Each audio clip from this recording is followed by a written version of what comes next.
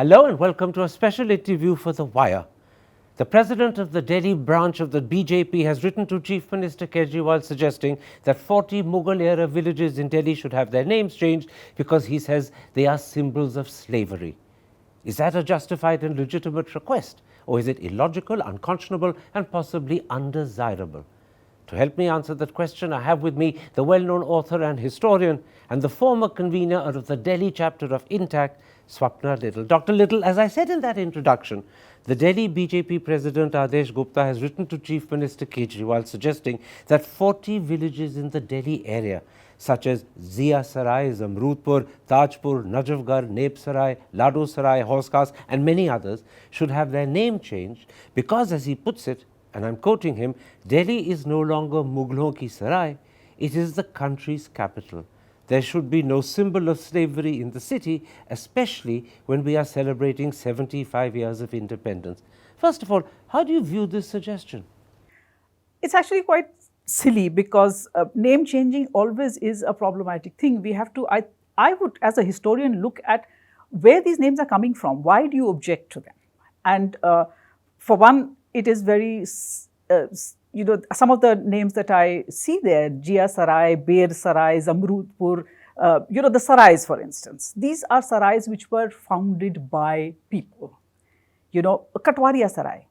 The name Katwaria does not suggest that this was, a Mughal Sarai in that sense, or even a sultanate ruler who made this Sarai. This is a local name. And if the objection is to Sarai, then the use of the concept of Sarais, resting places have been a part of Indian culture for a long time. So none of the Sarais are connected to Mughal or Sultanate rulers? Some of them may be to noble people, rich benefactors who built these Sarais. So that may well be. But I'm just saying that many of them, they're definitely not rulers, most of them. So when he says that these names are symbols of slavery, how do you respond to that?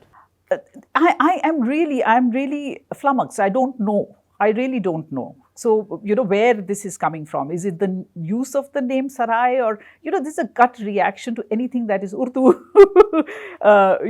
without looking that your letter itself talks about Azadi and Gulami, which are words that are of Arabic origin. It baffles me really. So you don't believe these are symbols of slavery at all? Not at all, not at all. Look at the other kind of thing. You have Najafgarh, for instance, or you have Sayyid-ul-Jab. These are named after the people who founded these places. Najaf Khan of the late 18th century was a very well-known, a very powerful Mughal general. But remember, he was also, before he became the general, a general in the Mughal Empire, he became the most powerful man in the Mughal Empire after the emperor. He was the guy who fought on behalf of Mir Qasim against the British at the Battle of Buxar.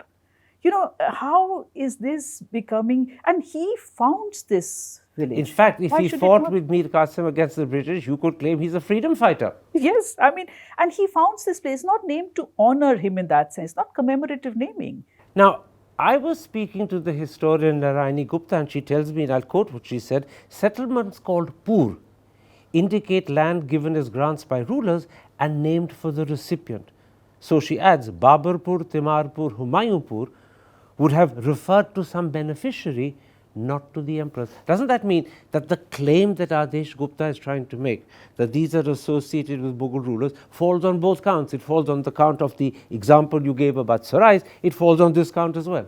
Yes, definitely. And, often what happens is in the popular memory, these things fade. We don't know exactly who this Babar was, after whom this Babarpur is named.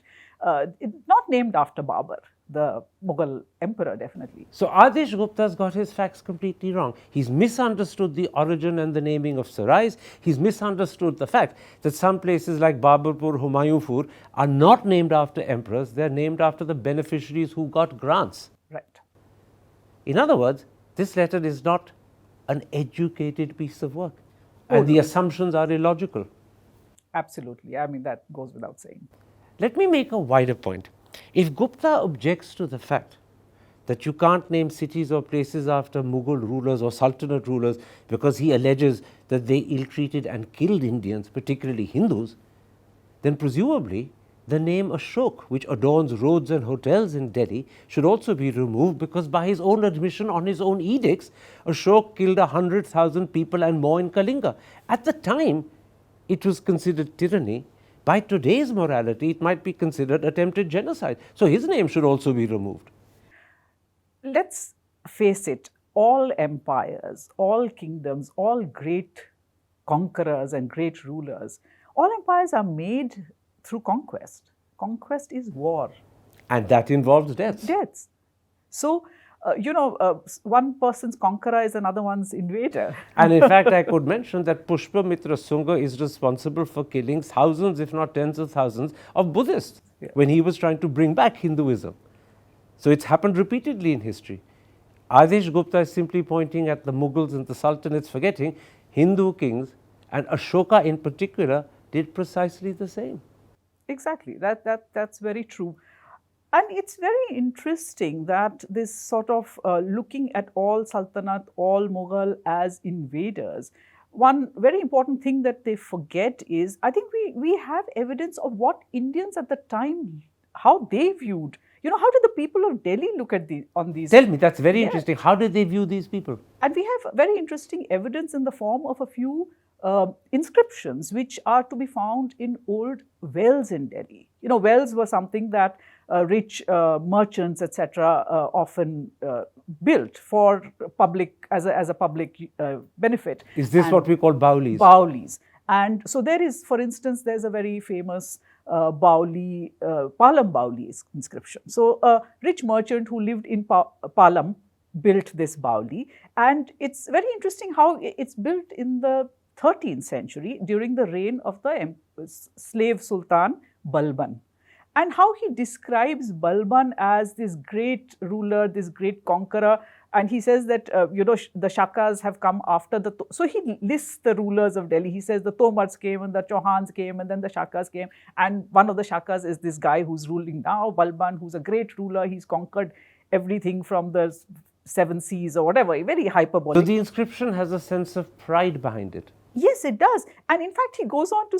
Can I interrupt? You don't think Adesh Gupta would say this is not genuine pride, this is in fact force. This is a man being required by circumstances to express pride when he doesn't feel it. That may be his riposte. It could be. I mean, he could respond to that. But this is not an inscription which is placed in a very important position. This is placed in a well in a village, which this man, it's his village. He lives and there. The Emperor Balban would never have would not know about this. Emperor Balban would never have seen it. Yeah. The location makes it genuine. Yes, and the way he says that there's so much peace now in this country that that Sheshnag, who upholds the earth, does not need to do this job anymore, and he's gone and he's reclining. He's gone and he's resting on the ocean of milk on which Vishnu is now reclining. So there are many instances which show that the people of Delhi at the time actually looked upon their rulers, be they Sultanate or Mughal, not just with respect and affection, but with pride. Yes, they did. So, because they are Delhi people. Similarly, there's another inscription of Narayana, where it's a Sanskrit inscription where Sridhar, who's installed this, says that, the Vedas are being chanted in Delhi because there's now so much peace. And this is during the 14th century, The Vedas are being chanted because there's so much peace under a Mughal Muslim ruler or a Sultanate ruler. Yes. So, the exact opposite of what Mr. Adesh Gupta would have expected. Exactly. But there's something else that Mr. Gupta doesn't realize. You can't undo or rewrite history by simply changing a name. And I'll cite the example of Hanover Square in London. It's one of the best known squares in the British capital. It's named after a German dynasty that ruled Britain from 1714 to 1901. 2 world wars were fought thereafter with Germany. Many British people died at German hands. But no one bothered to change the name of Hanover Square because the Hanoverians are an ineradicable part of British history, just as the Mughals and the Sultanate are an inseparable part of Indian history. Absolutely. I mean, that's very true. And, again, looking at the level of a village, for instance, many of these have now become urbanized villages. The people who are associated, who have long histories in these villages, and some of them do, who live there, they are descendants of these people. In all the old records, it's by these names that the villages are known. So their own records, the government records, which say that such and such village, the people participated in the non-cooperation movement, for instance. Their history is tied up with that particular name of that village. Absolutely. If you change that, then you're disconnected from your history. This is a very important point you're making, because people and places are not just identified by their names, those names also acquire an emotional association. And the character of the place now is defined by the name. If you now abruptly change the name, you're distorting the character of the place. And in time, people may forget that this is the same village which was then known as something else, where these momentous things happened. And also people grow up calling their village Neb Sarai, Lado Sarai, Horse Khas. They become fond of that name. They like it. If you suddenly impose a change, you're offending their sentiments and their associations. Very true. That's absolutely right. This may sound like a rhetorical, perhaps even an exaggerated example, but let me give it to you. It's a bit like saying tens of thousands, if not more, Indian men are called Nathuram. But in 1948, when Nathuram Godse killed Gandhi, if the parents of sons whose names were Nathuram suddenly decided, I want to change my son's name overnight, it would have been heart-wrenching. Why is it not any different for the centuries-old name of a city? If you change a city's name overnight, or a place's name overnight, defying centuries of traditional association, it's heart-wrenching. Absolutely. I mean, you're quite right there. You agree? Yes, absolutely. Because, it is... and then you're giving into a sentiment that is completely reflexive and unthinking. You are reacting in this, completely unjustified manner, because, as you said, the example you gave of Nathuram, it's not just that's one Nathuram, and that's the Nathuram that we are not commemorating, in fact. Absolutely. But there's a real danger that Mr. Gupta will run up against the feelings and sentiments and the associations and traditions of ordinary people who live in these places, who don't want the name change. They like it. They've grown up with it. Yeah, absolutely. He instead says that these 40 villages should now be renamed after people like Rafi, Lata, Milkha Singh, Yashpal Sarma, and several others. But what connection do these people have to Delhi? As far as I can tell, none. If something is to be named after them, it should be where they are born or where they lived. Why Delhi, where they never lived at all? That's very true. And what happens is that we often, in fact, forget the actual people who are associated, who contributed to the city in many different ways. So, in fact, we should be looking to see who are the people who deserve to be. For instance, there are people of the 1857 revolt against the British. There are many who are not commemorated, in fact. Choose their names instead. Yes, choose their names. Important teachers, who advance the cause of education in the city. Name them after those. Where are those people? Indeed, one of the world's greatest poets in Urdu, Ghalib, was born and lived in Delhi. Name something after him. Yes, exactly. And there are many, many, many examples of this. If you're really stretched for... Rather than Rafi and Lata, Ghalib has a greater claim. Yes. Let me put it like this. There is a sentence that Narayani Gupta gave me the other day, and I want to ask you if you agree with it. She says, we are descending into collective cretinism. As a historian, I come upon this so much, because half of the sort of claims and arguments that are made are based on absolutely no understanding of history, or even a desire to understand or to ask somebody who might actually know, like Narayani Gupta. Ask her. She's a historian of the city. Ask her. But it's just shooting things off without any understanding. So that unfortunately is also true. That we just don't care about, is this based on actual knowledge, or are we just... So we're behaving like cretins. Yes. And Adesh Gupta has absolutely no understanding of history whatsoever. Unfortunately, yes. But then, how do we stop this? Because this desire, this mission actually, to change names seems to be happening all over the country. We've seen it happening in UP.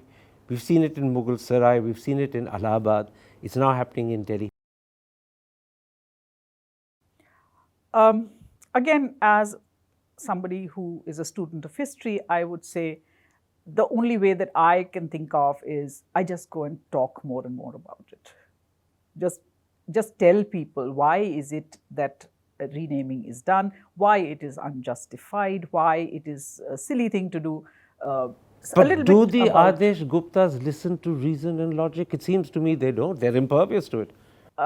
They won't, but hopefully a lot of people who are divided about this or just don't know enough about, is this slavery? The kind of questions that we've discussed just now, they don't know the nuances, and they probably don't, so therefore they don't understand it and are more, open to the kind of suggestions that are being made in a document like this. But the problem is that there's a sentiment behind this whole movement, I calling it broadly Hindutva, that's pushing us to try and eliminate, eradicate, forget our entire Muslim Mughal Sultanate history.